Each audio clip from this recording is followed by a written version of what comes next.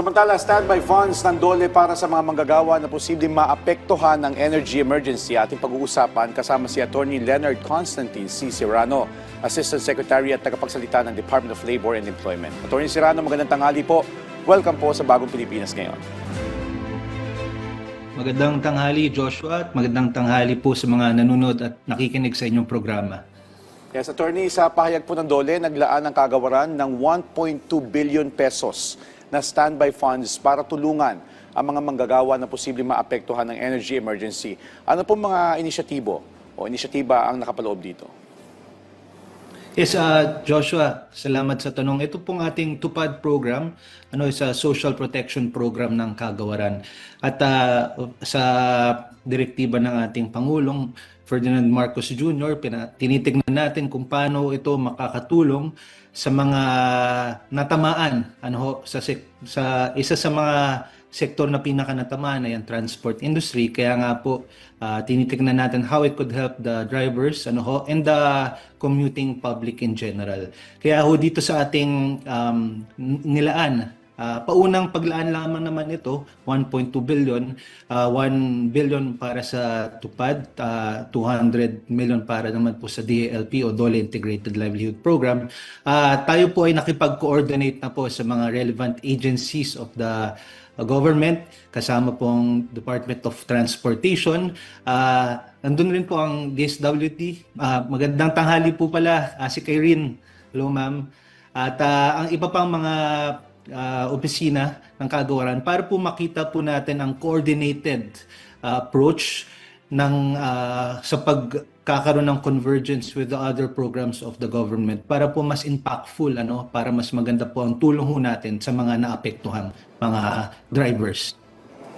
Yes, Attorney Leonard, magandang tanghali. Sa ilalim ng TUPAD program, pakipaliwanag din kung ano yung mga nakapaloob dito at kung sino-sino yung kabilang sa programang ito. Opo, yung ating TUPAD program, ASI Kyrene, is intended to help out emergency assistance for the vulnerable, marginalized, at saka yung displaced workers. So tinitignan natin kung sino ba talaga yung mga nangangailangan at ito pong ating TUPAD program, agarang assistance po yan para sa kanila. Of course, nasabi nga natin dito po sa ating Middle East situation, na tayo po ay naapektuhan sa pagtaas po ng langis at ang nasabi ko nga one of the sectors that is really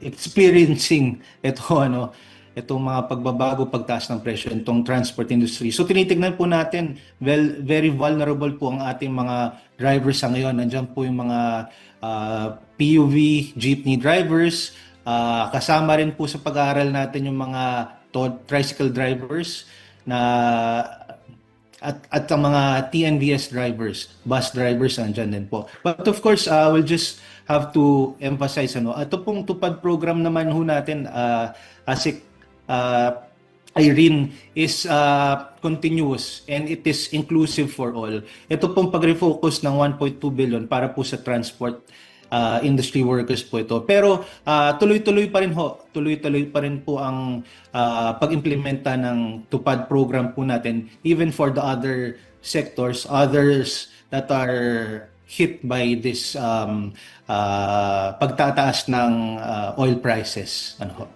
Attorney, follow-up lang po dito sa may TUPAD program, dahil may mga unverified information and may mga kumakalat po memes sa social media na itong TUPAD program minsan nagagamit lamang na sa hindi tama ang paraan, na yung iba daw nagwawalis lang, pinipicturean lang at para lang may makitang ginagawa. Paano po sinisigurado ng DOLE na naipapatupad po itong programa na ito at nababantayan natin na yung maayos na implementasyon nito?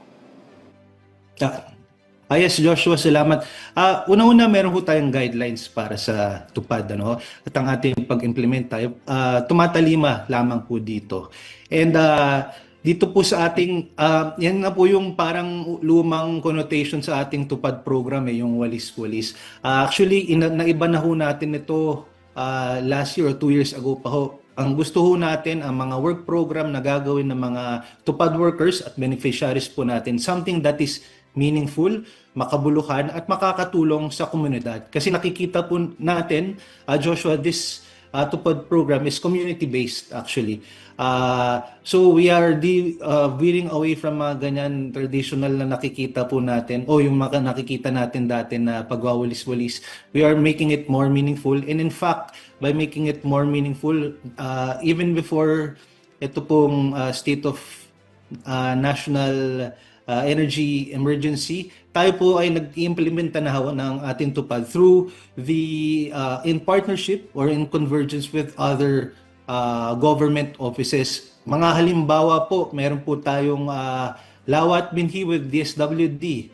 Meron rin po yung community gardening, meron po yung Hapag with DILG, at meron pa hong ibang mga programa. At hindi lang po ito yung nakikita dati na walis-walis. We're making it more meaningful para ho talaga yung trabaho talaga makatulong hindi lamang sa tao, pati ho para sa komunidad.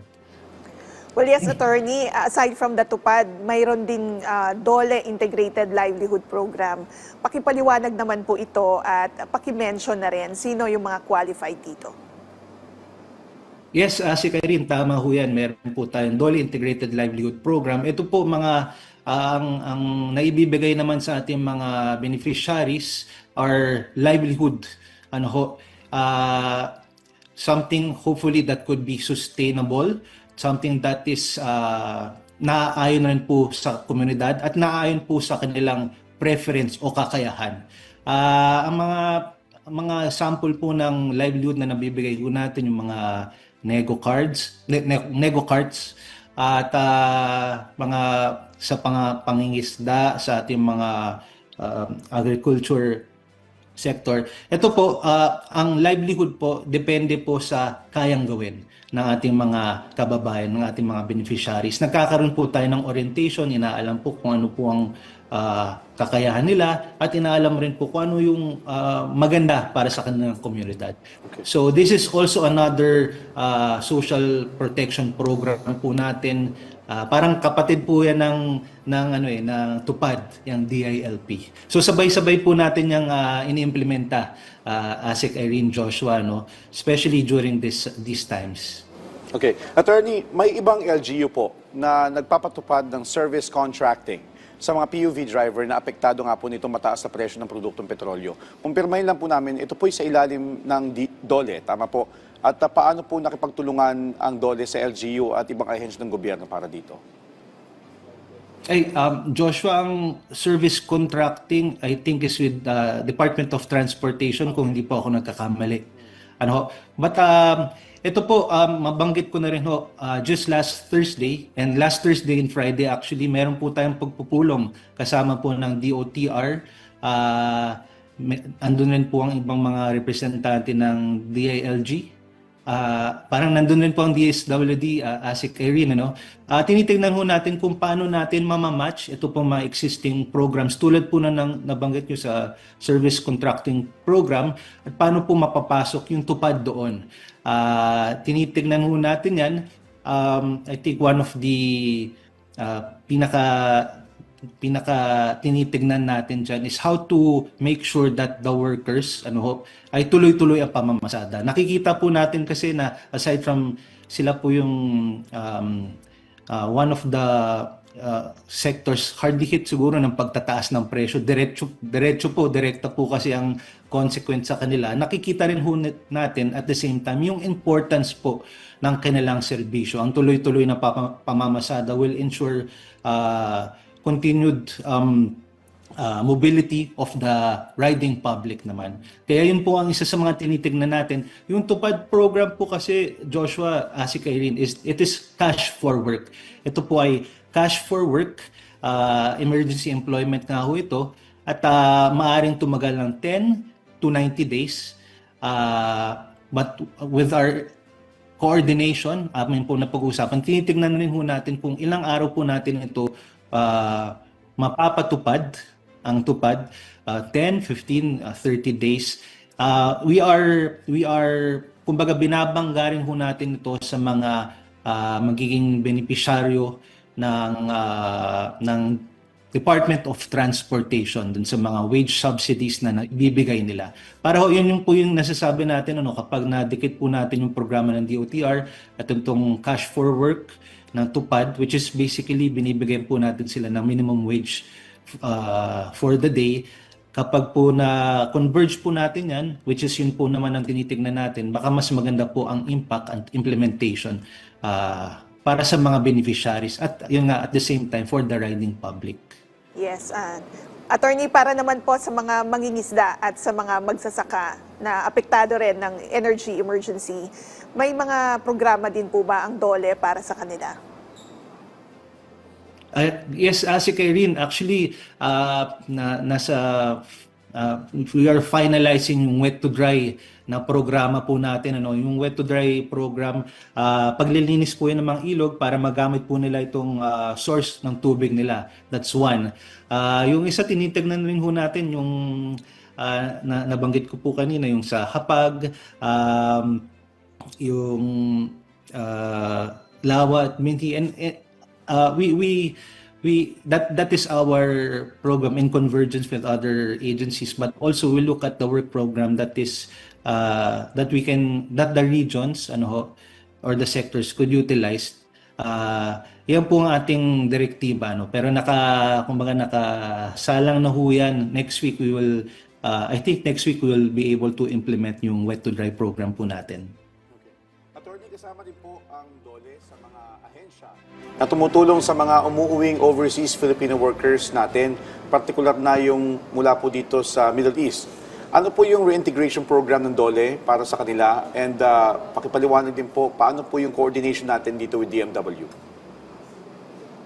Yes, Joshua, as early as the first week of March, nung nagsimula nga itong Middle East tension, tayo po agad ay nakipag-coordinate with the Department of Migrant Workers, pati po ang OWA, dito po sa mga repatriated overseas Filipino workers natin. At also, nakikita natin silang mabibigyan natin ng assistance yan. Pati po yung mga OFW, meron din po mga OFW na hindi po na-deploy because of the tension dyan sa Middle East. So as early as that, nag-request na po tayo ng data, and OWA and DMW we are coordinating very closely para mabigyan po tayo ng profile nito pong mga OFWs na maaring ma-assist at masuportahan while they are here in our country. Ang isa pong sa mga nakita natin na programa is yung upskilling, reskilling at retooling nitong mga OFWs, at sa tulong ng upskilling programs ng TESDA, in-refer po natin sila sa TESDA. And of course, nandyan naman po ang ating pag-facilitate ng employment para sa kanila through our public employment service offices, kung saan makikita po yung mga vacancies na maaring mapasukan nitong mga OFWs in the meantime that they are here. At syempre, bukas rin po itong mga nabanggit natin na programs into TUPAD, DLP. Then, depende po yan kasi sa skills assessment po nila at saka yung occupational background, kung ano naayon sa kanila at kung ano rin ang naayon sa kanilang needs at preference. So, ito po, binibigay po natin sa kanilang mga options at nandyan din po, babanggit ko na rin, Joshua, yung Career Development Support Program na inimplementa in coordination with the PESOS. Nabibigyan po ang mga manggagawa ng career, employment at vocational counseling para po makita, ma-assess nila ang kanilang sarili at makita nila ano ba yung kasanayan nila, saan ba sila, ano bang preference nila para maturo sila sa maaaring po nilang gawin. So those are some of the activities. We like to emphasize that and we thank DMW na patuloy naman po ang coordination at pagbigay po nila sa amin na mga datos. With that, Attorney, nais po naming malaman kung ilang manggagawa na ang nabigyan ng assistance ng DOLE at kung magkano na po yung total assistance na i-provide sa kanila. Yes, Asik Irene. As of the first quarter of this year, meron na pong 110,000 workers ang natulungan ng ating TUPAD at saka DALP, which amounts to around 750 plus million ano ho. As of the first quarter pa lang po yan. So atin naman pong sinisikap at pinapangako na tuloy-tuloy po ang pagbigay natin ng mga serbisyo at programa gaya po na itong TUPAD at DALP para po makatulong, maka-assist at makasuporta sa mga nangangailangan nating kababayan. Alright, Attorney, mensahe at paalala nyo na lang po sa ating mga kababayang manggagawa. Ang DOLE po, para sa ating mga kababayan, mga manggagawang DOLE po ay nakikiisa dito po sa ating mga nararanasan sa ngayon at patuloy po kami magbibigay ng serbisyo through our programs. Kung meron po kayong mga kailangan ay huwag po mag-atubili na lumapit sa pinakamalapit na tanggapan ng kagawaran. Maraming salamat sa iyong oras, Attorney Leonard Constantine Serrano, Assistant Secretary at tagapagsalita ng DOLE. Salamat si Kyrene, salamat Joshua. Magandang araw po sa ating lahat. Thank you, sir.